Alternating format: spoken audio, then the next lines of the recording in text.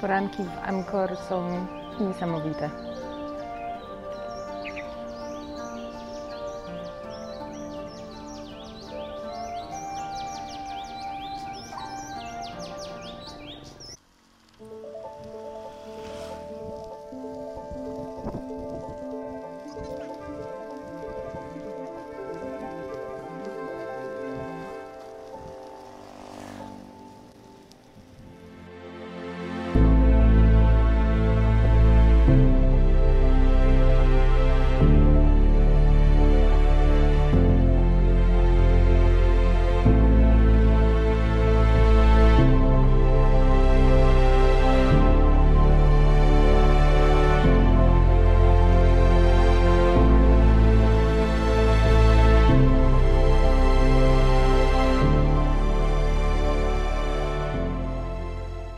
Żeby nie zwariować w domu, to postanowiłam rano wybierać się na wycieczki po okolicach, żeby trochę poznać to miasto. W końcu po to tutaj jestem. Ale też, żeby po prostu zobaczyć jakichś ludzi. Mieszkanie jest fajne i nie narzekam, ale mieszkając samemu, no, ciężko poznać innych ludzi. W hostelach nie mamy wyboru co do tego, jakich ludzi poznajemy. Czasem nam odpowiadają, czasem nie. I jakby mój wybór tutaj, wynajęcie mieszkania, był absolutnie nieświadomy i wcale tego nie żałuję. Natomiast fajnie czasem wyjść z domu.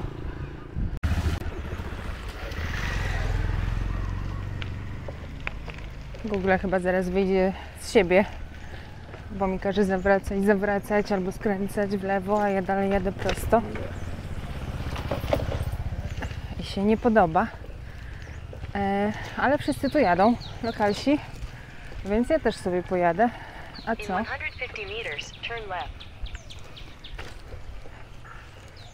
Oj, no drogi, naprawdę jak się zjedzie z tych najgłówniejszych dróg, nawet w Siem Reap, a co dopiero tutaj na wsi, to, no to nawierzchnie są naprawdę bardzo kiepskie. Aczkolwiek mega mi się podoba ten kolor gliny. Angkor. Tu mamy. Tu mamy workshop.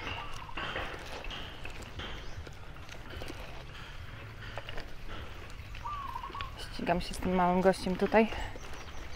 Będzie pierwszy. On chyba lepszą drogę zna. Oj. Wie, po której stronie jechać. Oj, oj.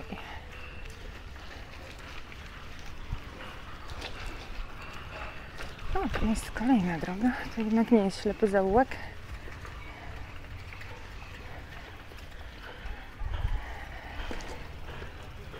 Biedne te dzieci tutaj.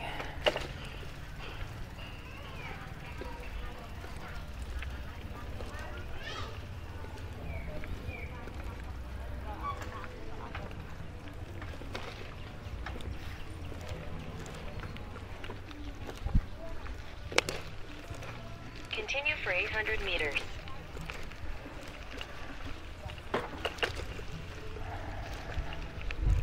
Tu mamy troszkę lepszą drogę. A mi nie ma tylu dziur. To już jest... To już znaczy lepsze.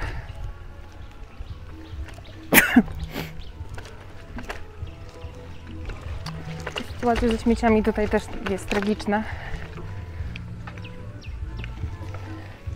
Albo je się wypala, albo po prostu wyrzuca pod siebie, prawie.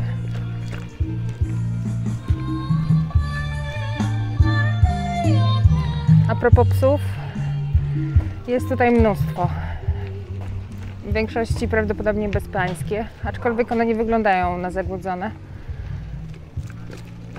Ojej, ktoś sobie zrobił balkon. Wow.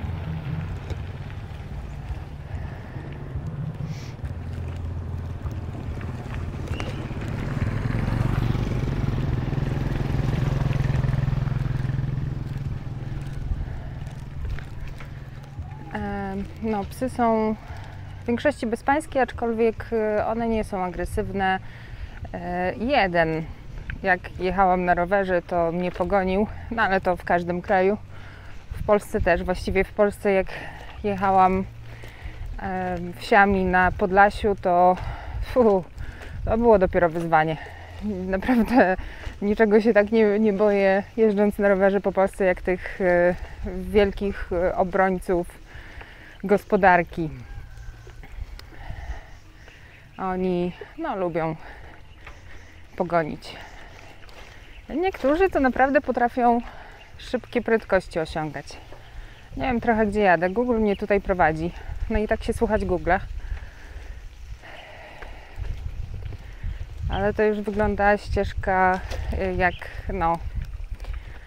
dzika ścieżka. Nie powiedziałabym, że to jest droga. Nie wiem nawet skąd Google to widzi, ale widzi jako drogę. Ok. Pojedziemy. Oj.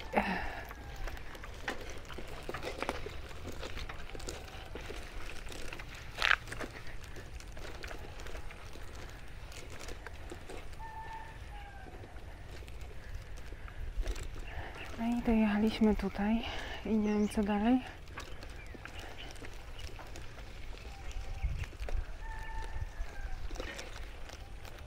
Okej, seriously. To już trochę wygląda jednak jak ślepy zaułek.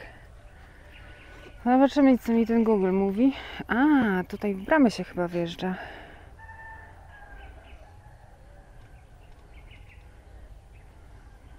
Google widzi tutaj drogę. Okej. Ja chyba wjadę w tą bramę. Tutaj jest ścieżka jakaś. Pojadę, najwyżej się zawrócę. Albo ktoś mnie pogoni.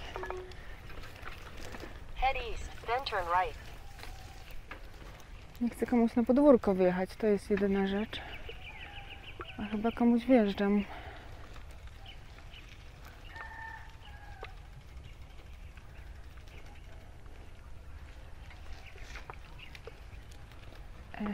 Ciężko powiedzieć.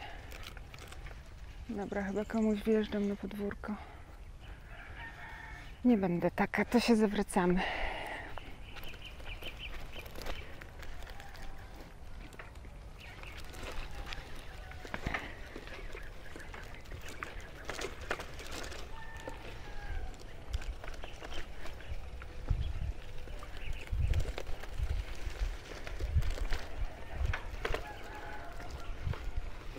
Take the next Jedziemy right. tędy. Kolejne bezdroża. In 300 meters, turn right. Ogólnie tutaj się rowerem bardzo dobrze jeździ. No chyba, że ktoś wybitnie nie lubi jeździć na rowerze, no to wtedy pewnie to nie będzie jakaś frajda, ale rower jest najtańszą opcją. $3 dziennie, mniej więcej. Więcej nie przepłacajcie. Pewnie jak weźmiecie na dłużej, to również można się targować, żeby było taniej. Ale $3 za taki miejski rower. Jak chcecie górala, to już $6. No, kto co lubi, tak? To już bardzo indywidualnie. Te górale na pewno są w lepszym stanie niż te miejskie. Gdzie ja mam teraz jechać? Ja tu gdzieś dojadę, bo ja i tak mam w prawo dojechać. On mi mówi, żeby niby jeszcze prosto chyba. Nie wiem, dobra, jedziemy.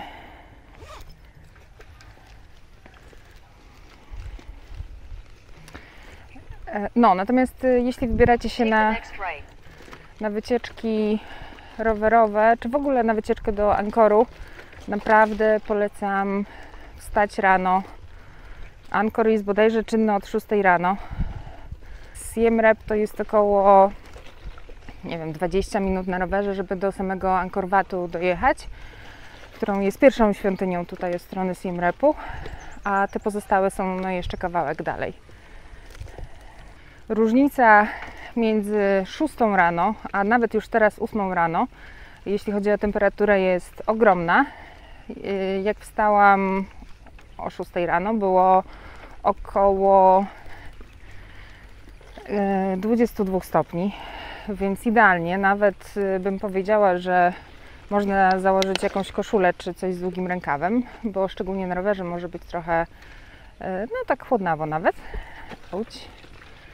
Ale już teraz o 8 grzeje mi słońce właśnie w plecy, no to już zaczyna mi być ciepło. Zresztą jak zaczniecie trochę pedałować na tym rowerze, to zawsze będzie dużo cieplej. Tak więc im wcześniej, tym lepiej do Ankoru, czy w ogóle, żeby zwiedzać miasto. Szczególnie jeśli przyjedziecie w ogóle tutaj w środku sezonu, w sensie w środku pory suchej, czyli z tego co chyba czytałam, to jest chwila, bo piach, to najgoręcej jest czerwiec, lipiec. Pewnie wtedy lepiej nie przyjeżdżać, bo to jest jednak mało przyjemne.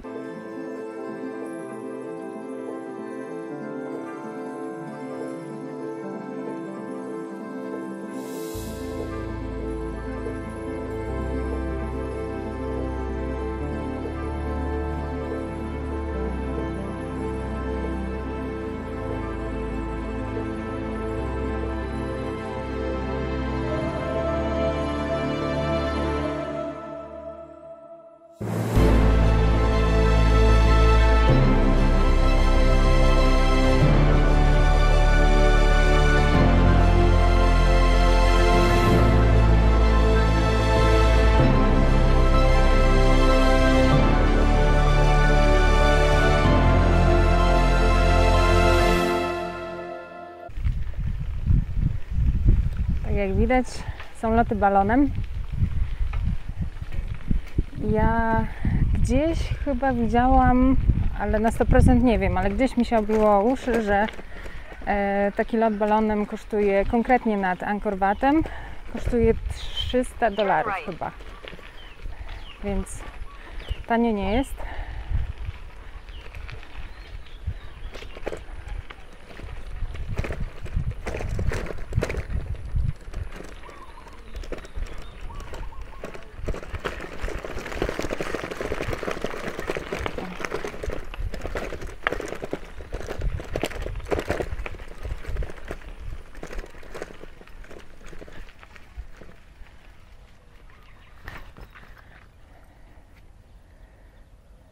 Nie jest, ale wyobrażam sobie, że widoki są fantastyczne. On już schodzi na dół. Ten balon nie lata nigdzie tutaj dookoła, on po prostu wzbija się w górę i w dół.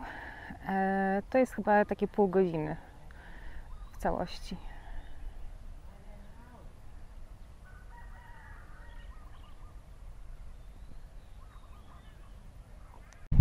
Jednym z powodów, dla których chciałam pojeździć po okolicy, było to, żeby zobaczyć, czy uda mi się znaleźć jakiekolwiek świątynie czy ruiny Angkoru, takie w okolicy, które są, powiedzmy, które są gdzieś tam oddalone od głównych atrakcji, ale jednocześnie za które nie trzeba płacić, tak z ciekawości. No i póki co nie znalazłam. Natomiast przez przypadek znalazłam tutaj taki kompleks świątynny. Zobaczę, czy mogę tam się dostać do środka. Aj.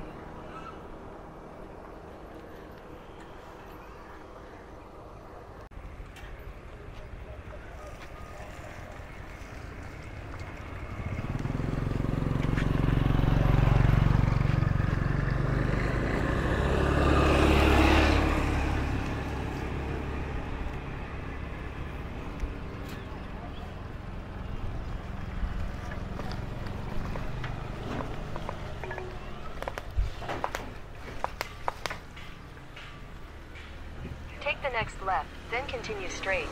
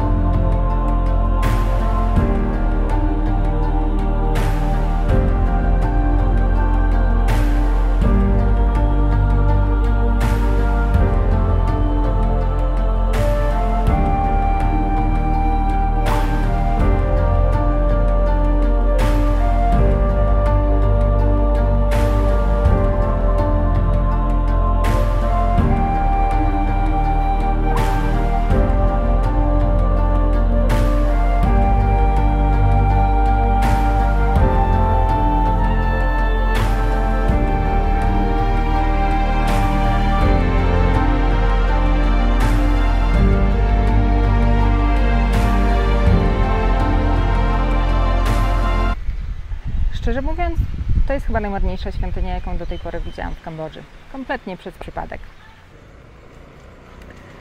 To trochę wygląda jak szopka bożonarodzeniowa.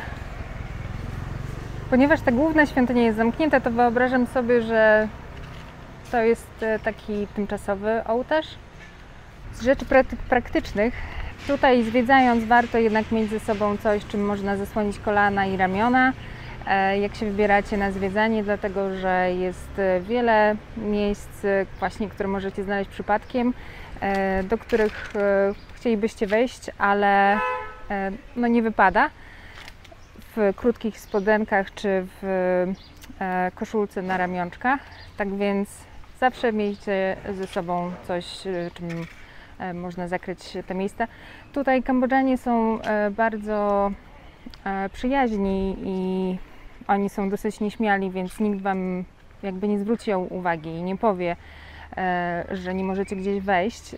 No ale to jest forma okazywania szacunku, tak więc szanujmy siebie nawzajem i to nie wymaga od nas dużego poświęcenia, a ułatwia życie mnichom na przykład w świątyni.